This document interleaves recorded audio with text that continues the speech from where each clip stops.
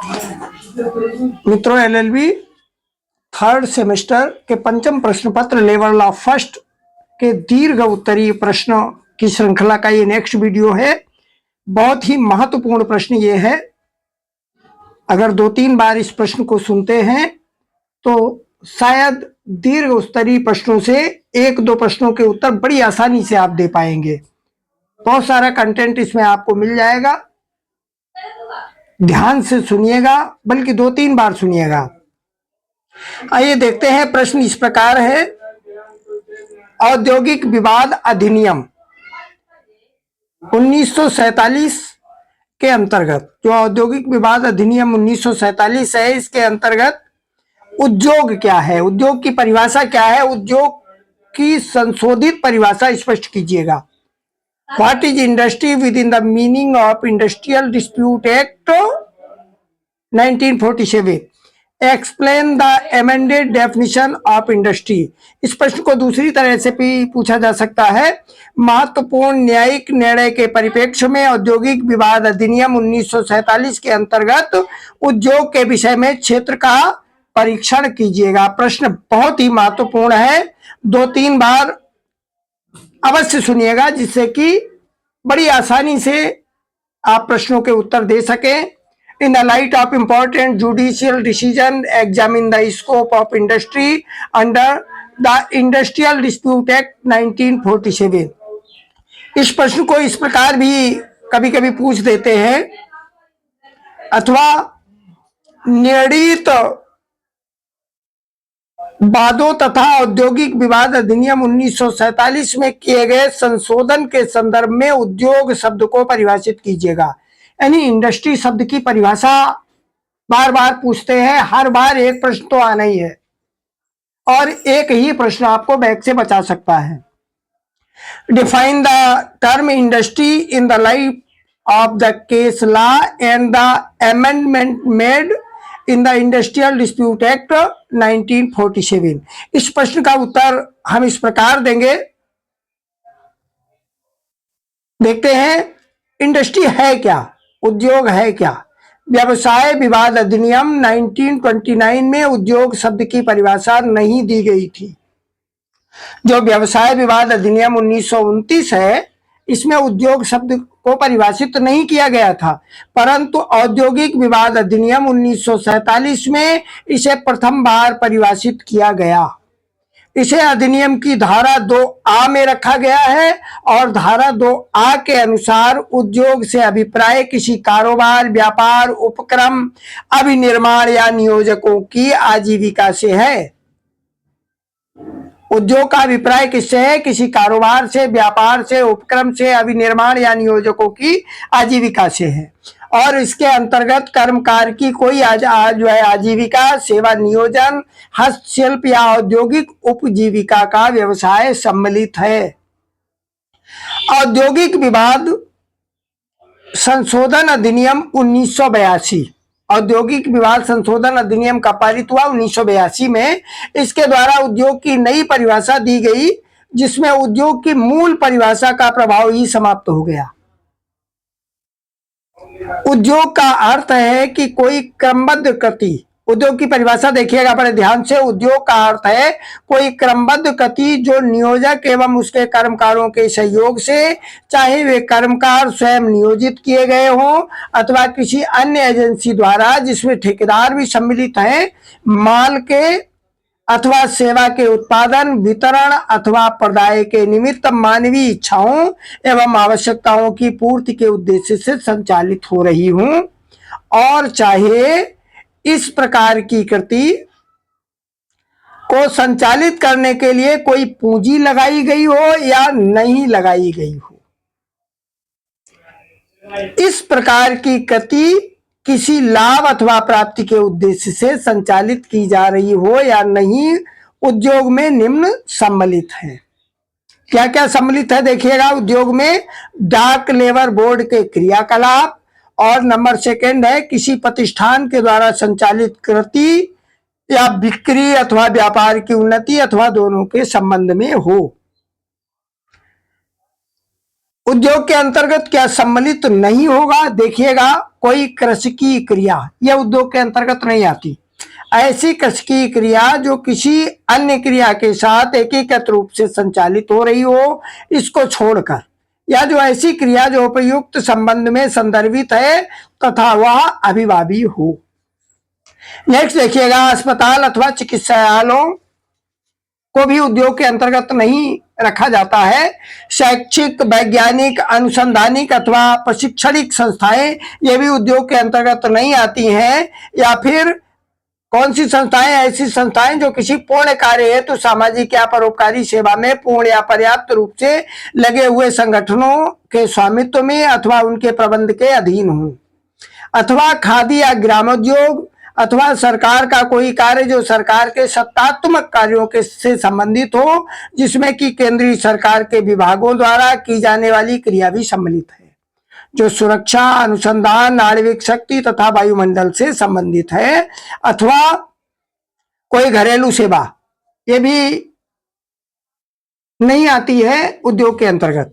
या फिर नंबर 8 देखिएगा, कोई क्रिया जो कि व्यावसायिक रूप से किसी व्यक्ति अथवा व्यक्तियों के निकाय द्वारा अपनाई गई हो तथा उनके द्वारा नियोजित व्यक्तियों की संख्या 10 से कम हो। चैनल को सब्सक्राइब कर लीजिएगा, अगर अच्छा लगे तो लाइक कर लीजिएगा। साथ ही कई सारे वीडियो आपको प्लेलिस्ट में मिल जाएंगे एलएलबी के प्रत्येक सेमेस्टर के लिए, और बड़े ध्यान से, बड़े गौर से 2-3 बार सुनिएगा। नेक्स्ट नंबर है, और क्या उद्योग के अंतर्गत नहीं आता है? ऐसा कोई क्रियाकलाप जो सहकारी, सोसाइटी या क्लब या उसी प्रकार के व्यक्ति के निकाय द्वारा किया जा रहा हो, जिसमें कि नियोजित व्यक्तियों की संख्या 10 से कम हो। या फिर म्यूनिसिपल ये देखिएगा एक बाद को, म्यूनिसिपल कॉर्पोरेशन दिल्ली बनाम female works master roll AIR 2000, supreme court 1274 में इसी न्यायालय में यह विनिश्चित किया गया है कि दिल्ली म्यूनिसिपल कॉर्पोरेशन द्वारा निर्माण कार्य, सड़कें बनाना, खाई खोदना आदि उद्योग की परिभाषा के अंतर्गत आते हैं। इस बाद में, यानी म्यूनिसिपल कॉर्पोरेशन दिल्ली बनाम फीमेल वर्क्स बाद में दिल्ली म्यूनिसिपल को माना गया है। इसका जो निर्माण कार्य है, निर्माण कार्य में सड़कें बनाना, खाई खोदना उद्योग की परिभाषा के अंतर्गत आता है, और परिणाम स्वरूप मास्टर रोल पर काम करने वाले भी कर्मकार कहे जाएंगे। उद्योग की संशोधित परिभाषा से स्पष्ट है कि भारतीय संसद ने उच्चतम न्यायालय द्वारा विनिश्चित बंगलौर वाटर सप्लाई बनाम AR राजप्पा AIR 1978 SC 548 के विनिश्चय में प्रतिपादित उदार अवधारणाओं को नकार दिया है। Bangalore water supply and sewerage board बनाम A राजप्पा AIR 1978 SC 548 के मामले में न्यायाधिपति कृष्ण अय्यर ने उच्चतम न्यायालय की तरफ से उद्योग के संबंध में पूर्व के सभी निर्णयों पर पुनर्विचार करते हुए विस्तार पूर्वक निम्न महत्वपूर्ण सिद्धांत प्रतिपादित किए। क्या? देखिएगा, एक सुव्यवस्थित क्रियाकलाप होना चाहिए। नंबर 2, नियोजक और कर्मकार के सहयोग से किसी वस्तु का उत्पादन या वितरण होना चाहिए। नंबर 3, मानवीय आवश्यकताओं और इच्छाओं की संतुष्टि संबंधी किसी सेवा हेतु संगठित किया जाता है। तो ऐसे उपक्रमों को हम क्या कहेंगे? उद्योग कहेंगे। उद्योग की नई परिभाषा के सूक्ष्म विश्लेषण से ये स्पष्ट होता है कि यह परिभाषा उच्चतम न्यायालय के बहुत से विनिश्चयों को प्रभावहीन कर देती है। अब चेंबर ऑफ कॉमर्स, पुस्तक की दुकान, बाल काटने के सैलून, लेखकारों की फर्में, कपड़ा विक्रेताओं की रजिस्टर्ड फर्में, फार्मेसी, क्लब उद्योग की परिभाषा में सम्मिलित नहीं होंगे। क्या क्या सम्मिलित नहीं होंगे? पुस्तकों की दुकान, बाल काटने के सैलून, लेखाकारों की फर्में, कपड़ा विक्रेताओं की रजिस्टर्ड फर्में, फार्मेसी, क्लब उद्योग ये इस परिभाषा में सम्मिलित नहीं होंगे यदि उनमें कार्यरत कर्मकारों की संख्या 10 से कम होगी। यदि इसमें जो कर्मचारी हैं वो 10 से कम होंगे तो ये उद्योग के अंतर्गत नहीं आते हैं। इस परिभाषा को अच्छी प्रकार समझने के लिए हम इसे 2 भागों में बांट सकते हैं। कौन कौन से भाग हैं? कि नियोजन को ध्यान में रखा जाए, कर्मकारों को ध्यान में रखा जाए। इसका अर्थ है कि इसमें ये सब सम्मिलित है। व्हाट इट इंक्लूड्स, यानी ये सब कुछ इसमें सम्मिलित है। औद्योगिक विवाद संशोधन अधिनियम 1982 में उद्योग की ये नई व्यापक परिभाषा है। उच्चतम न्यायालय के बहुतेरे निर्णयों में अंतर विरोधों ने बंगलौर वाटर सप्लाई बनाम राजप्पा में दिए गए निर्णय से पूर्व निर्णयों को निष्प्रभावी बना देने तथा बिल्कुल नया सिद्धांत प्रतिपादित कर दिए जाने के कारण उद्योग की परिभाषा को परिमार्जित करना आवश्यक हो गया है। पूछा जा रहा है एक प्रश्न के रूप में, देखिएगा, क्या नगर निगम उद्योग है? उच्चतम न्यायालय द्वारा निर्णीत निम्न महत्वपूर्ण विनिश्चयों में यह अविधारित किया गया कि नगर निगम को उद्योग की परिभाषा में बिना संदेह सम्मिलित किया जाए। नगर निगम को भी उद्योग की परिभाषा में बिना किसी संदेह के सम्मिलित किया जाए। आप इस उत्तर को 2-3 बार सुनिएगा, एक प्रश्न इससे अवश्य बनता है प्रत्येक परीक्षा में। लेबर लॉ की प्रत्येक परीक्षा में एक प्रश्न इससे जरूर बनता है और बड़ी आसानी से आप उत्तर दे पाएंगे 2-3 बार सुनकर। डी.ए. बनर्जी बनाम P R. Mukherjee, AIR 1953, AC 58, Baroda borough नगर पालिका बनाम उनके कर्मकार, AIR 1957, SC 110। इसके बाद नागपुर नगर निगम तथा उसके कर्मकारगण के विनिश्चय में यह अभिनिर्धारित किया गया कि नगर निगम एक उद्योग है। उच्चतम न्यायालय द्वारा प्रेमचंद बनाम देहरादून नगर पालिका एवं अन्य 2004, 5 LLJ 235 SC के बाद में अभिधारित किया गया कि नगर पालिका के चुंगी गृहकर एकत्रित करने के विभाग को छोड़कर नगर पालिका के शेष सभी विभाग उत्तर प्रदेश औद्योगिक विवाद अधिनियम 1947 के अधीन उद्योग की परिभाषा के अंतर्गत आएंगे।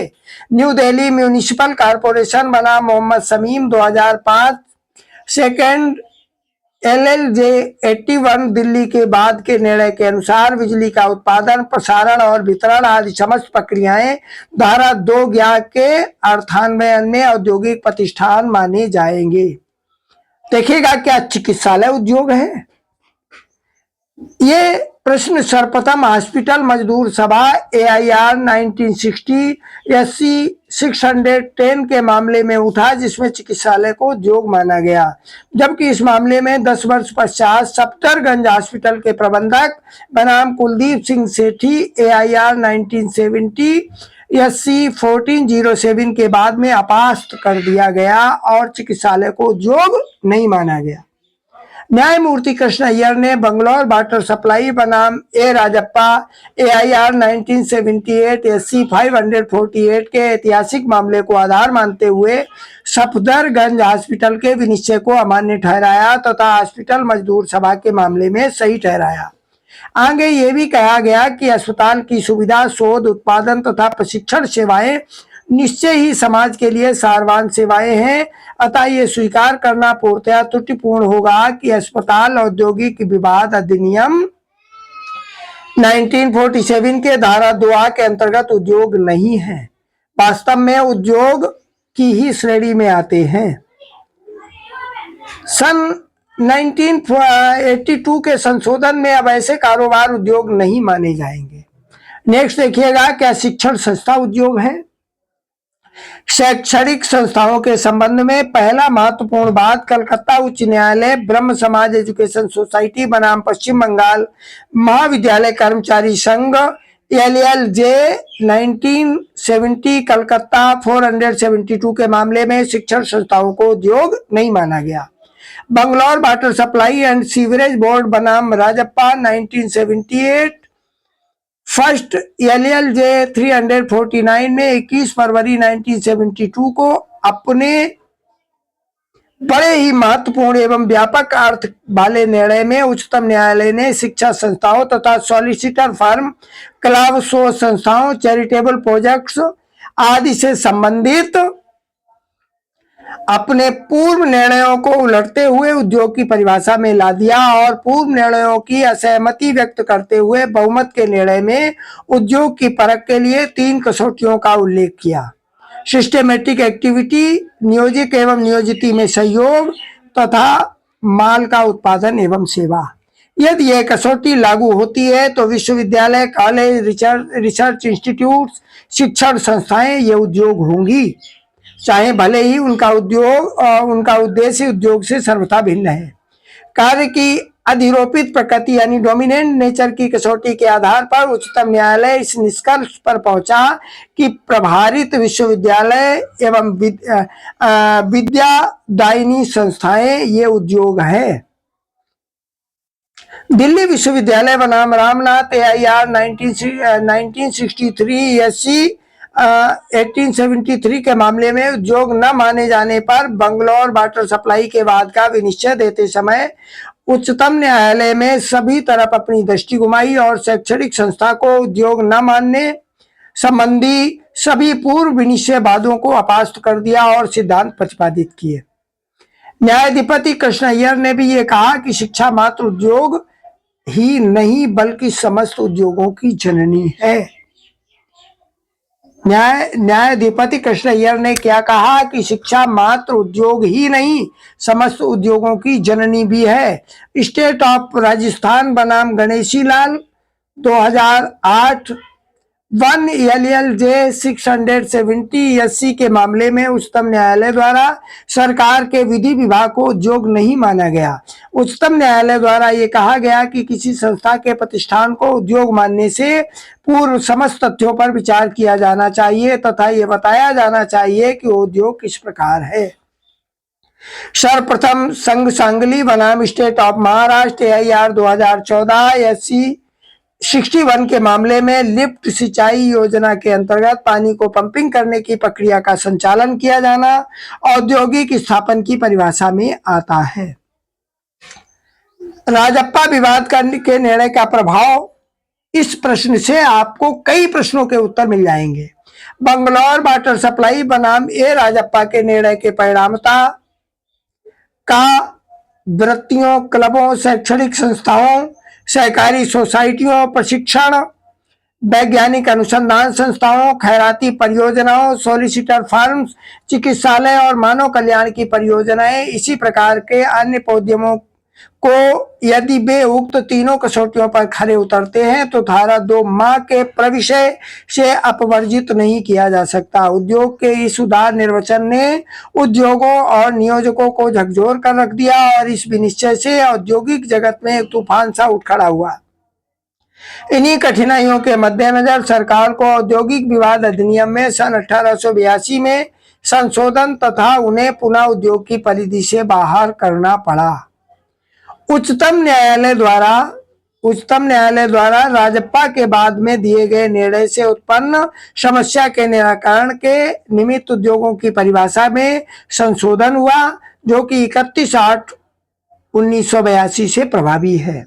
अब अस्पतालों, डिस्पेंसरियों, शैक्षणिक, वैज्ञानिक शोध तथा प्रशिक्षण संस्थाओं, खैराती, परोपकारी और सामाजिक सेवाओं में लगी हुई संस्थाओं को उच्चतम न्यायालय ने उद्योग की परिधि से बाहर इस उद्देश्य से कर दिया है ताकि ऐसी संस्थाओं में औद्योगिक और वाणिज्यिक उपक्रमों से भिन्न वातावरण रहे और ऐसे संगठनों की विशेष आवश्यकताओं की पूर्ति हो सके।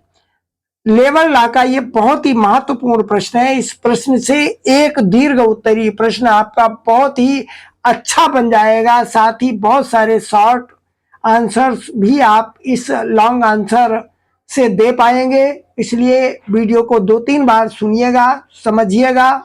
साथ ही चैनल पर नए आए हैं तो चैनल को सब्सक्राइब कर लीजिएगा। वीडियो पूरा सुनने के लिए बहुत बहुत धन्यवाद। जय हिंद।